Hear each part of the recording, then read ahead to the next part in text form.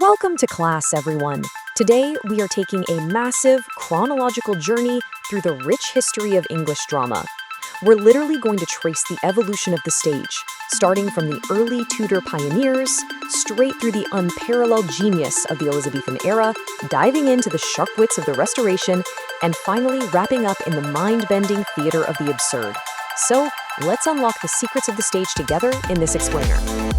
Here is our syllabus for the day. We'll start with early drama and the university wits, then move to the world of Shakespeare. After that, we'll cover Shakespearean quotes and critiques, transition from Restoration to Victorian wit, jump into the modern era and absurdity, and finish off with some essential literary terms. All right, Section 1, Early Drama and the University Wits. Now, long before the Globe Theatre was packed with roaring crowds, there were the university wits. These were late 16th century playwrights, all educated at Oxford or Cambridge. But let's test your historical instincts for a second. Which of these four incredible writers, Robert Greene, John Lyly, Christopher Marlowe, or John Webster, was actually not part of this specific group? Take a quick guess. Well, if you guessed John Webster, you hit the nail on the head. While Greene, Lyly, and Marlowe were those early Elizabethan trailblazers setting up the Golden Age, Webster belongs to a slightly later wave. We're talking the Jacobean era, which was known for much darker, way more macabre works. So yeah, he is the historical odd one out here.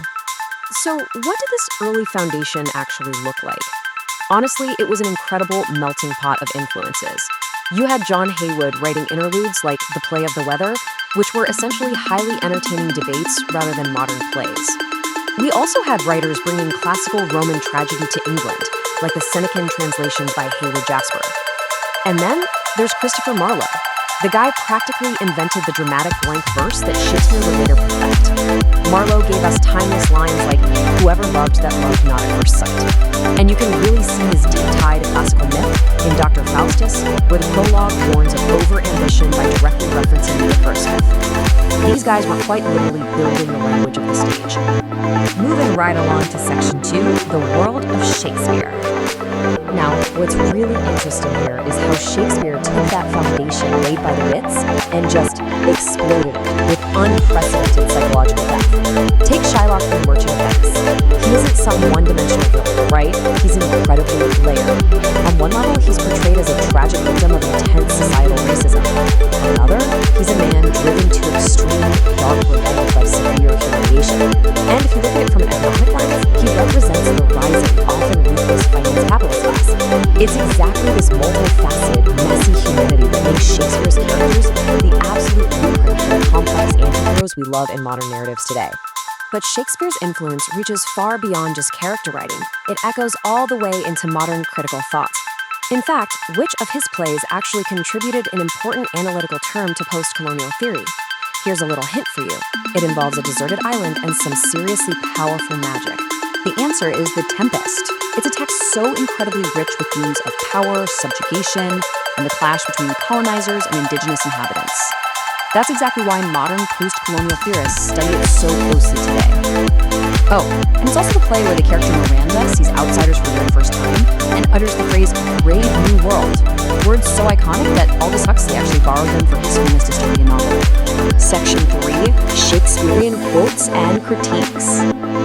Before we dive into the critics, we just have to appreciate the sheer emotional weight of Shakespeare's dialogue. Listen to these words. "Then must you speak of one that loved not wisely, but too well." These are Othello's tragic, self-reflective final moments. It's an absolute masterclass in capturing the hero's devastating realization of his own fatal flaw, all in just a few simple words. And his peers completely recognize this unmatched power. John Dryden famously wrote, "Shakespeare was the Homer or father of our dramatic poets. Johnson was the Virgil. I admire him, but I love Shakespeare." Think about that. Dryden is placing Shakespeare at the very genesis of greatness. He compares him to Homer, the raw, foundational Greek poet, while relegating Ben Jonson to Virgil, who was great, sure, but seen more as a highly structured and secondary imitator.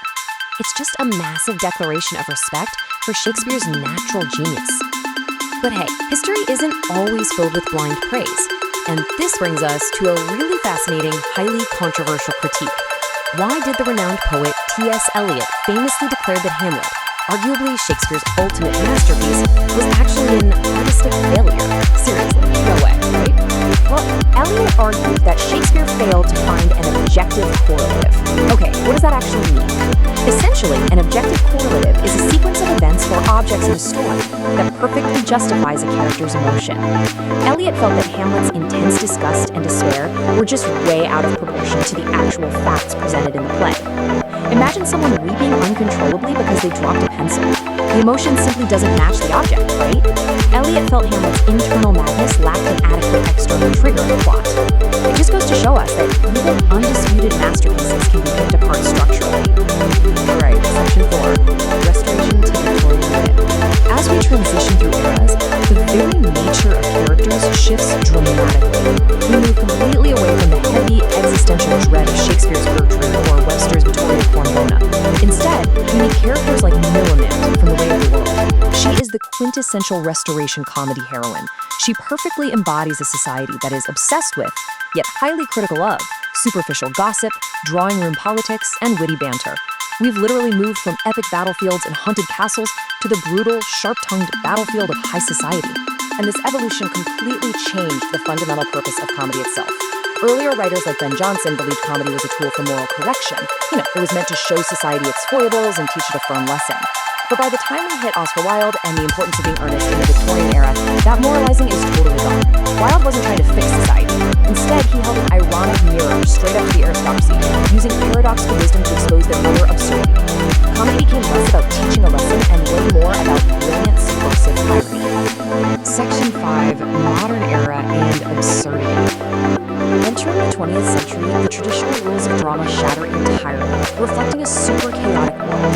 The themes become incredibly diverse. We have Kingsley Amis' Lucky Joan, which gave us the whole archetype of the angry young man, this raw, unfiltered rebellion against stuffy traditional British institutions. Then, the scope expands intellectually, with works like Tom Stoppard's Arcadia, a brilliant time-hopping play that actually satirizes academic research and the history of science.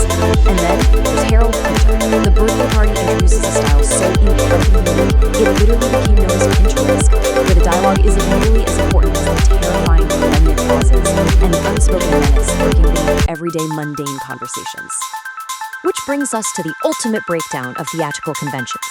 When we talk about the movement known as the theater of the absurd, who is the playwright most commonly associated with it?